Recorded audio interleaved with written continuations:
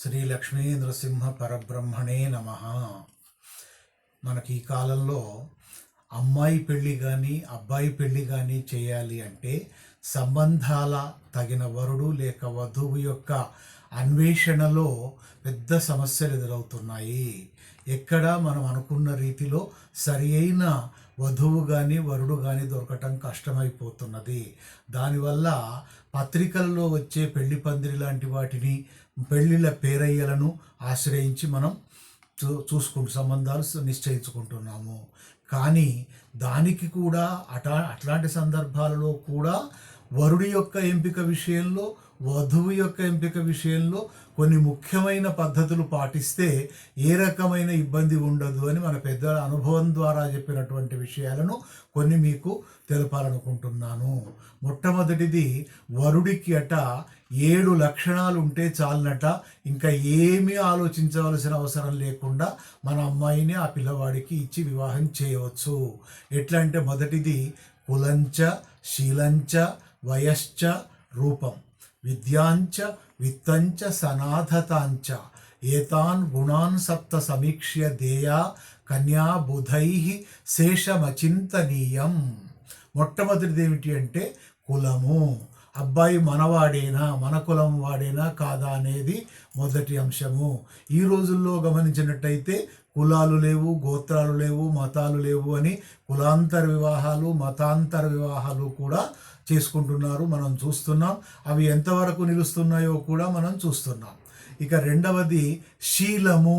అబ్బాయి యొక్క ప్రవర్తన, అబ్బాయి తల్లిదండ్రుల యొక్క ప్రవర్తన, వాళ్ళు ఎటువంటి వాళ్ళు, మంచి వాళ్ళేనా, పీడించే వాళ్ళ, ఇబ్బంది పెట్టేవాళ్ళ, అబ్బాయి ప్రవర్తన ఎటువంటిది అనేది గమనించటం రెండవ అంశము. మూడవది వయస్సు.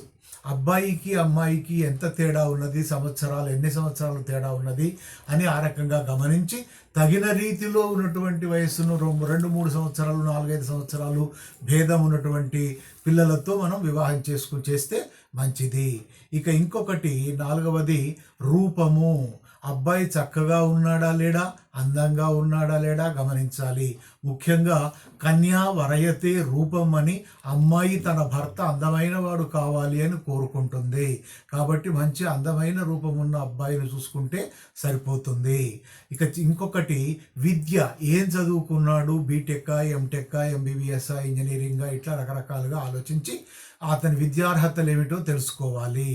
ఇక ఆరవది విత్తము. ఆర్థిక పరిస్థితి ఏమిటి, ఆ కుటుంబం యొక్క ఆర్థిక పరిస్థితి ఎట్లా ఉన్నది, తగిన రీతిలో మన అమ్మాయి వెళ్ళినట్టయితే అక్కడ తగిన రీతిలో సుఖపడుతుందా లేదా అనేది ఆలోచించుకోవాలి. ఇదొక అంశం. ఇక చివరిది సనాథతాంచ. అబ్బాయి యొక్క సంపాదన ఏంటి, ఉద్యోగం ఏంటి, ఉద్యోగమా, వ్యాపారమా, వ్యవసాయమా, ఏ రకమైన సంపాదన మార్గం ఉన్నది, అమ్మాయి సుఖపడుతుందా లేదా అనేది ఈ రకంగా 7 అంశాలు పరిశీలించినట్టయితే అమ్మాయిని నిస్సందేహంగా ఇవ్వవచ్చును. ఇంకేమీ ఆలోచించవలసిన అవసరం లేదు అని పెద్దలు పేర్కొన్నారు. మరి దీంతో పాటే అమ్మాయికి కూడా ఒక 5 లక్షణాలు చెప్పినారు.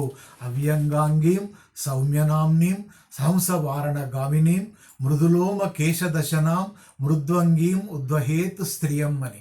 మొట్టమొదటనట అమ్మాయి ఎట్లా ఉండాలి అంటే అవ్యంగాంగేం, ఏ విధమైన అంగవైకల్యం ఉండకూడదు. రెండవది సౌమ్య నామ్నీం, చక్కటి పేరు కలిగి ఉండాలి. ఇవాళ రేపు మనం కొన్ని పేర్లు చూసినట్టయితే ఆ పేరుకు అర్థం ఏంటో తెలియదు, అది ఎలా పలకాలో కూడా తెలియని పరిస్థితులు ఉంటున్నాయి. ఇక మూడవది హంస వారణ గామినీం. అమ్మాయి యొక్క నడక ఎట్లా ఉన్నది, ఏనుగు నడకలాగా, హంస నడకలాగా చక్కగా నడుస్తున్నదా, ధిమి శబ్దం చేస్తూ ఉరుకులు పరుగుల మీద నడుస్తున్నదా అనేది గమనించాలి. ఇదివరకు మన ప్రాచీన కాలంలో పెద్ద మనుషులు పెళ్లి చూపులు అని ఏర్పాటు చేసి అమ్మాయిని ఇటు అటు నడిపించి చూసేవారు.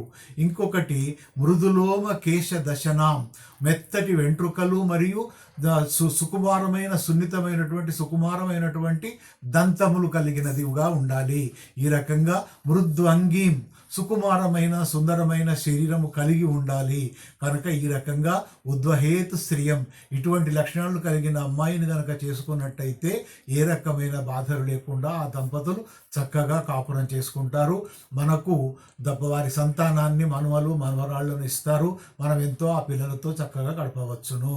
లోకా సమస్తా సుఖినో భవంతు.